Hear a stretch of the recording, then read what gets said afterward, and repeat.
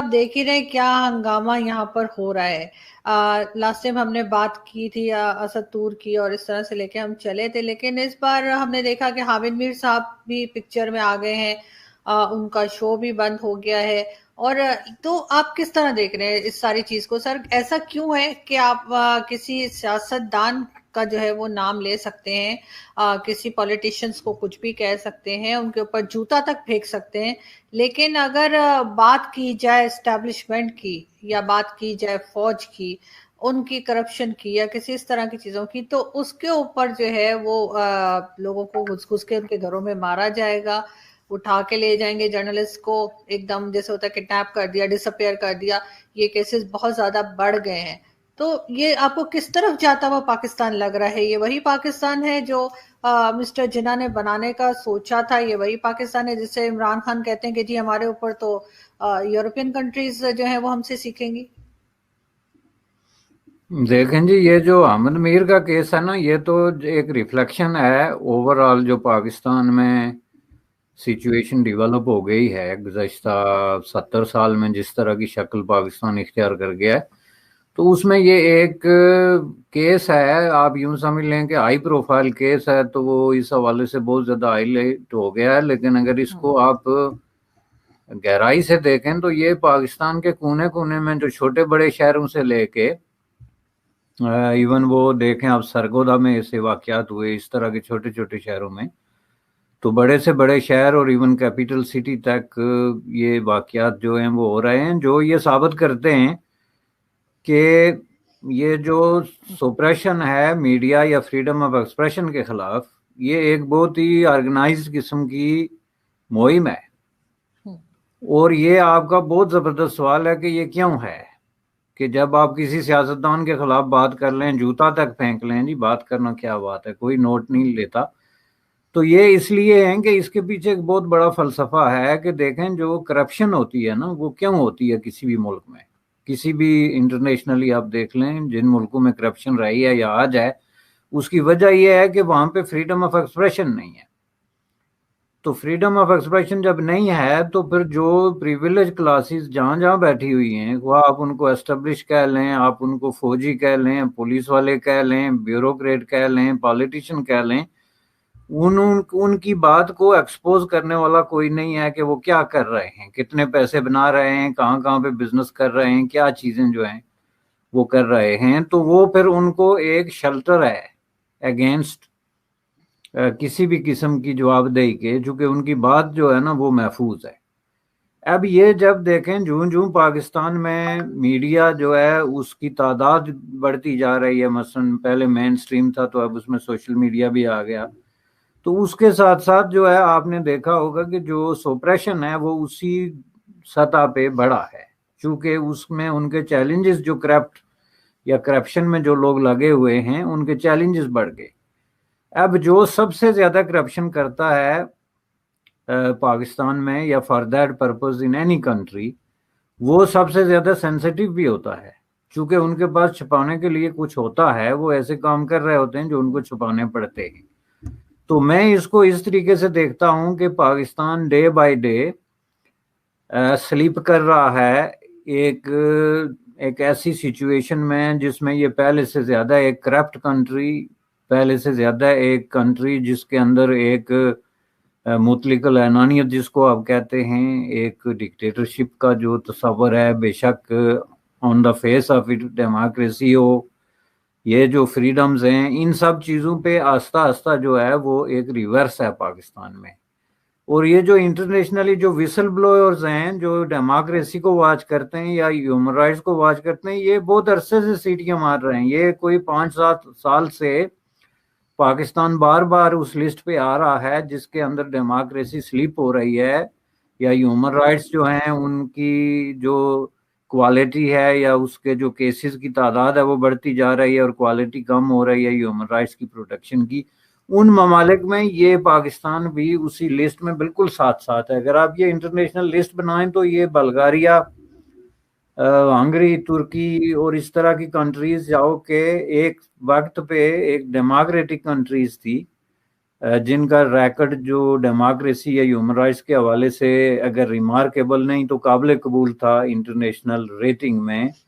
اس میں آپ یہ دیکھیں کہ بہت بڑا ان کو ایک ریورس جمپ انہوں نے لگایا ہے، جس کی وجہ سے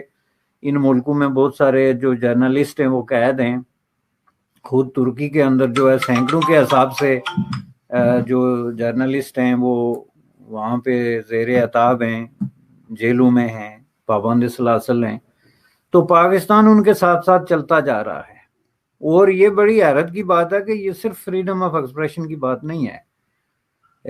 ہر شعبے میں جس میں آپ اپنے آپ کو کوئی ریمارکیبل کنٹری کے طور پہ بنا کے پیش کر سکتے تھے، اس میں آپ زوال کا شکار ہیں اور آپ کی ریٹنگ گرتی جا رہی ہے. کہ ہم جناب جو ہے وہ یہاں پہ ایک ٹرانسپیرنٹ قسم کا سسٹم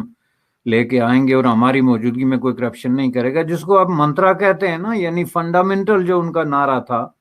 وہ تھا کرپشن. اب آپ رپورٹیں اٹھا کے دیکھیں چلیں ملک کے اندر جو غریب آدمی کرپشن کا شکار ہے اس کی تو کوئی نہیں سنتا، عدالتوں میں جو دھکے کھا رہے ہیں اس کی کوئی نہیں سنتا، بیوروکریسی جو رشوت لے رہی ہے اس کی کوئی نہیں سنتا.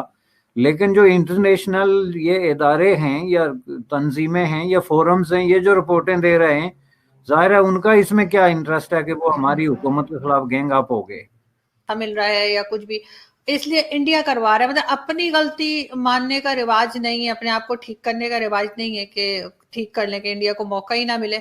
کیا اس طرح سے بچا جا سکتا ہے بار بار کسی دوسری کنٹری کے اوپر بول کے کہ یہ کرا رہے ہیں ہمارے تو سب ٹھیک ہے؟ نہیں، انڈیا کا نام لے کے نا تو وہ تو اپنی جو کریڈیبلٹی ہے اور ان کی جو تھوڑی بہت بچی کچی جو عزت ہے اس کو بھی لات مار رہے ہیں. یہ جتنے جرائم ہیں، یہ جتنی بدماشی ہے، آپ اس کو اگر دیکھیں غور سے، یہ حرام خوری ہے. جس قدر آپ دیکھیں کرپشن ہے سوسائٹی میں، جھوٹ ہے، فراڈ ہے، غلط بیانی ہے، تضادات ہیں، اس کے پیچھے اصل ذمہ دار تو وہ شیطان کو ٹھہراتے ہیں کہ یہ چونکہ شیطان لوگوں کو ورگلاتا ہے. 128 ملکوں میں سے پاکستان کا نمبر جو ہے 126واں ہے. اب آپ کو حیرت ہوگی کہ وہ کون سے دو ملک ہیں جن میں سیکیورٹی اور سیفٹی کی سچویشن جو ہے وہ پاکستان سے خراب ہے. تو اس میں ایک افغانستان ہے جو ہمارے سامنے ہے کہ ہر آدمی کے ہاتھ میں بندوق ہے اور وہ دوسرے کو گولی مارنے کی قسم کھا رہا ہے. اور دوسرا نائجیریا ہے جہاں پہ بے حساب کرپشن اور انہوں نے لوٹ گسوٹ کا ایک بازار جو ہے وہ گرم کر رکھا ہے، جس کو کہ بندوق بردار لوگ جو ہیں وہ تحفظ دیتے ہیں. دوسری چیزیں کرپشن کی جس میں بات کر رہا تھا کہ یہ ان کا نمبر 1 تھا، تو کرپشن میں بھی 128ویں نمبر میں پاکستان کا 118واں نمبر آتا ہے. اور وہ آگے پیچھے ہوتا رہتا ہے، ممکن ہے 19واں 18واں 17واں اس طرح ہوتا رہے. تو آپ دعویٰ یہ کرتے ہیں کہ آپ نے جو ہے یہ ملک بدل دیا اور اس میں انقلاب لے آئے ہیں. تو آپ یہ کہتے ہیں کہ جی جب کسی طاقتور کے خلاف آواز اٹھائی جاتی ہے، ذرا بھر بھی آواز اٹھتی ہے، تو اتنا بڑا رد عمل کیوں ہوتا ہے؟ اس کا جواب یہ ہے کہ اس کے پیچھے کرپشن ہے،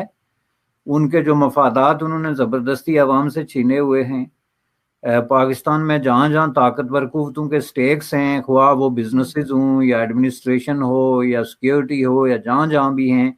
وہاں پہ ان کے ذاتی گین جو ہے وہ زیادہ ہے اور قومی فائدے کے لیے کام کم ہو رہا ہے. پھر سر یہ ہر واقعے کے بعد، یہ ہر حادثے کے بعد کہنا چاہیے یہ کہہ دیتے ہیں کہ جی تحقیقات ہو رہی ہیں، اس کا رزلٹ کوئی نہیں آتا. لیکن اگر ہم اسی بات سے تھوڑا سا آگے بڑھیں اور ہم دیکھیں کہ ہماری جو فورن پالیسی ہے وہ آپ کو کیا لگتا ہے کہ کیسی چل رہی ہے؟ ابھی شاہ محمود قریشی صاحب جو ہیں وہ نیو یارک گئے تھے اور بات کرنے کے، جی فلسطین کے لیے بات کرنے گئے تھے، لیکن سنا ان کی کوئی بات سنی نہیں گئی ہے، صرف پیسے ہی خرچ ہوئے ان کے آنے جانے کے. اور اسی طرح سے افغانستان میں جو پاکستان رول پلے کر رہا ہے اس کے لیے بھی بہت سے سوال کھڑے ہو رہے ہیں. لوگ کہہ رہے ہیں کہ چائنا ہو سکتا ہے ناراض ہو جائے، وہاں سے افغانستان سے ہو سکتا ہے وہ بولیں، امریکنز بولیں جی ریفیوجیز کو رکھو. تو کیا ہم اس قابل ہیں کہ ہم دوبارہ سے افغانستان سے لوگوں کو یہاں پہ رکھ پائیں؟ اور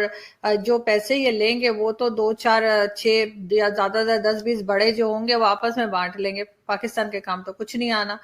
تو پھر یہ آپ کو کہاں یہ جاتا ہوا نظر آ رہا ہے یہ سارا کچھ، کہ افغانستان میں اگر یہ جاتے ہیں، دوسرا یہ کہ افغانستان والے خود انٹرسٹڈ نہیں ہے پاکستان کے ساتھ. دیکھیں جی، اس میں یہ ہے نا کہ پاکستان بنیادی طور پہ جو بہت بڑی ریئلٹی یہ ہے کہ غریب ملک ہے جس کے خزانے خالی ہیں، اور جو فی الوقت جو ہے وہ صرف ایک فارن ایڈ اور فائنینشل لوننگ اور اس طرح کی چیزوں پہ چلتا ہے۔ اس کو نہ کوئی چیلنج کر سکتا ہے اس حقیقت کو، اور نہ ہی اس کا کوئی ایسی چیز ہے جس کو کوئی کسی اور الفاظ میں بیان کر کے اس کو ذرا مائلڈ کرے۔ یہ بہت ہی بڑی تلخ قسم کی حقیقت ہے جو حکمران طبقات کی زبانوں سے بھی بار بار پھسلتی ہے کہ جی کبھی ہمیں یہ قرضہ نہ ملتا تو ہم تو دیوالیہ ہونے والے تھے، یا وہ قرضہ نہ ملتا تو ہم یہ ہو جاتے، یا آئی ایم ایف سے ہم یہ لیتے تو مر جاتے، تو لے لیا تو مر رہے ہیں۔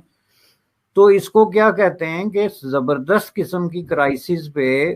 کا شکار ایک ایسا ملک ہے جو آکسیجن ٹینٹ میں ہے، جس کو آکسیجن لگی ہوئی ہے، وہ وینٹیلیٹر جو ہے اس کو لگا ہوا ہے، اور وہ وینٹیلیٹر اس طرح کا ہے کہ کسی وقت بھی اس میں آکسیجن اگر نہیں ملتی تو آپ کی ڈیتھ جو ہے متوقع ہے۔